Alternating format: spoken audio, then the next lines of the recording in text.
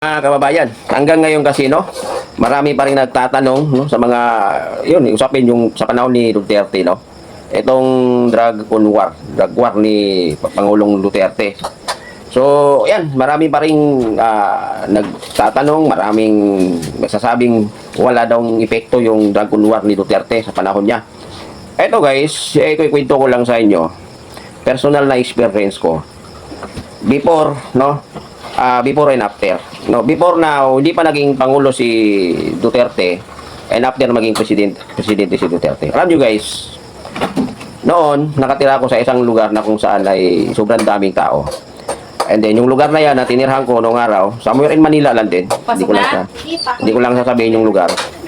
Ang mga, alam nyo, sa panahon, sa hindi pa naging presidente si Duterte, talagang talamak talaga ang tuga noon. At wala kang ibang maririnig kasi wala pang Facebook yun wala yung mga pindot-pindot pa lang ng mga cellphone noong panahon na yun. So wala pa katulad ng mga cellphone ngayon na may mga camera na, may mga video na, So doon, ang asahan mo lang talaga is radyo, yung mga radyo.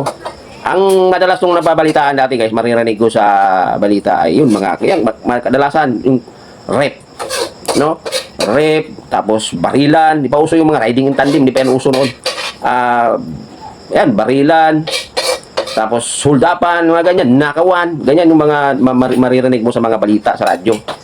So, tapos yung mga binanggit ko na yan guys, involved yan ng mga adik, kadalasan mga adik ng re-rape, ganyan, nagnanakaw. So, at yung lugar na tinirhan ko guys, grabe ang druga sa lugar na yan.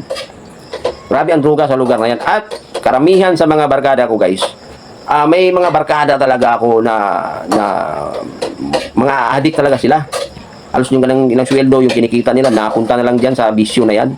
And then, yun, wala nang matira sa kanilang sahod dahil lang sa, grabe talaga. Before hindi pa naging presidente si Duterte. Tapos, sa lugar na yan guys, sa lugar na tinirhan ko dyan guys, kung hindi ka talaga mamimili ng kakaibiganin, talagang, pag hindi ka talaga, sugod ka lang ng sugod, kahit sino kinakaibigan mo, talagang kung maano ka talaga, kumbaga makuha ka sa bisyo. So, halimbawa, mga kaibigan, may mga kaibigan ka na, yan, mga adik sila. Ngayon, kung didikit ka ng didikit yan, magiging katulad ka na rin nila. Pero pero ako guys, namimili ako ng barkada. Iniiwasan ko yung mga ganyan, yung mga nagda-drugs. Kasi yung mga lugar na tinahan ko guys, grabe ang mga kasamahan ko sa trabaho, mga kaibigan ko, talagang ganun sila. Talagang walang tigil yan guys, 24 oras, 24/7. Yung sahod nila, yung utang sila, magkautang-utang sila para lang may mga ganon.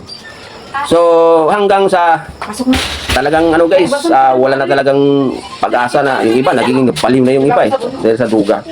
Pero nung dumating si Duterte guys, maigpit, di ba? Maigpit talaga sa duga si Duterte. Pero yung mga kaibigan ko, yung mga kakilala ko, kaibigan ko pa rin sila. Pero hindi ako katulad na, hindi ako maingay. Hindi talaga ako makipagsabay-sabay. Kumbaga, banjing-banjing lang ako, pero hindi ako makisabay sa bisyo nila. Pero alam nyo guys, nung dumating si Duterte, nagbago sila guys. Nagbago sila. Kasi, di ba sa panahon ni Duterte, grabe talaga, maraming namamatay. And then, talagang biglang hirap makahanap ng shabu. Hirap makahanap ng druga noong panahon ni Duterte. Hanggang sa yung mga kaibigan ko guys, medyo kasi mahirap. Yung dating kinukuhanan nila ng drugs ay hindi na sila makakuha kasi nawala na diyan. So hanggang sa hindi na sila makapag-drugs kasi wala na silang mapagkukuhanan Wala na rin yung mga dating kinukuhanan nila, wala na rin, umalis na rin sa lugar nila, wala na. So ilang taon nang lumipas guys hanggang sa wala na talaga, hindi na sila nagda-drugs, Hindi na sila nagda-drugs kasi based on my experience doon sa environment na tinirahan ko somewhere in Manila and then sa environment kung saan ako nagtatrabaho. So, ayun, hindi na sila nagda-drugs nung pagka-presidente na ni Duterte. Kumbaga, wala na talaga kasi wala na silang mabilhan Hirap makakuha dati ng drugs sa panahon ni Duterte. So, hanggang sa, siyempre, so yung mga kaibigan ko, gano'n na sila, nag-iba na yung yung mga kilala ko, nag-iba na yung hilig nila, nawala na sa kanila, hindi na nila hinahanap yung drugs like dati, talagang hinahanap ng katawan nila, yung mga pagda-drugs. So hanggang sa natapos na lang yung termino ni Duterte, so hindi naman natin maitatanggi na bumabalik na naman ngayon ang mga drugs talaga. Madali na rin makakuha ng drugs ngayon. Based sa nasa mga paligid ko ngayon, naririnig ko sa kanilang mga kwento, no?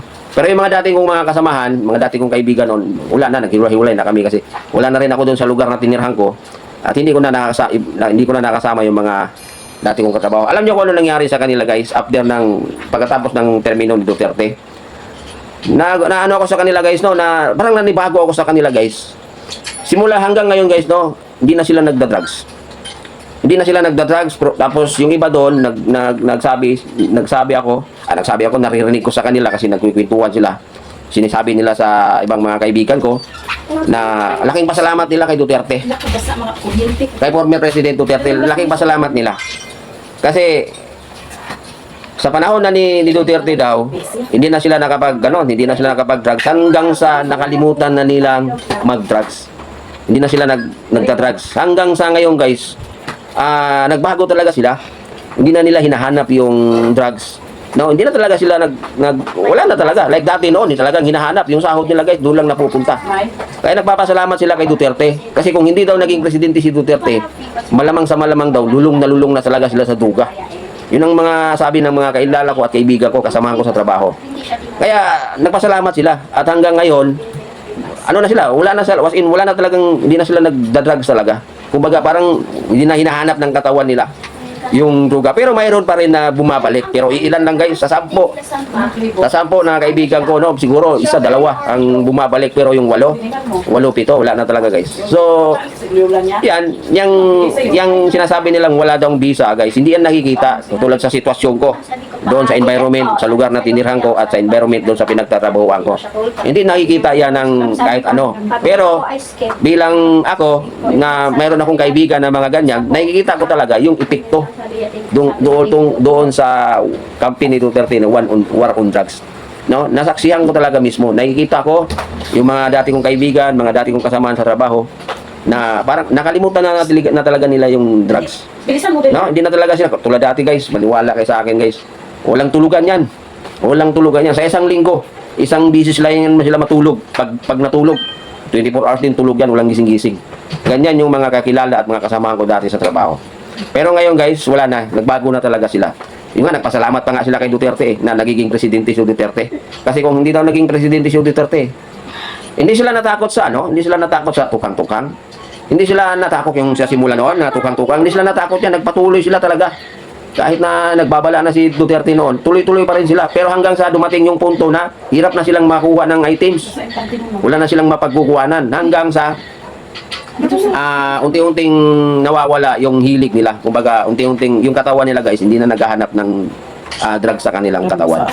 Kaya yung nagsasabi na wala daw hindi daw effective yung war on drugs ni Duterte, ang masasabi ko sa nagsasabi ng ganyan, nagbubulag-bulagan ka lang. Effective, guys. Effective talaga. Effective talaga yung war on drugs ni Duterte. Bakit ko nasabing effective? Kasi nakikita ko sa mga kaibigan ko noon at sa mga dating kasamahan ko sa trabaho. Kaya nasasabi ko na effective siya. So yun lang, guys, ang mai-share ko doon sa before and after na nagiging presidente si former President Rodrigo Roa Duterte.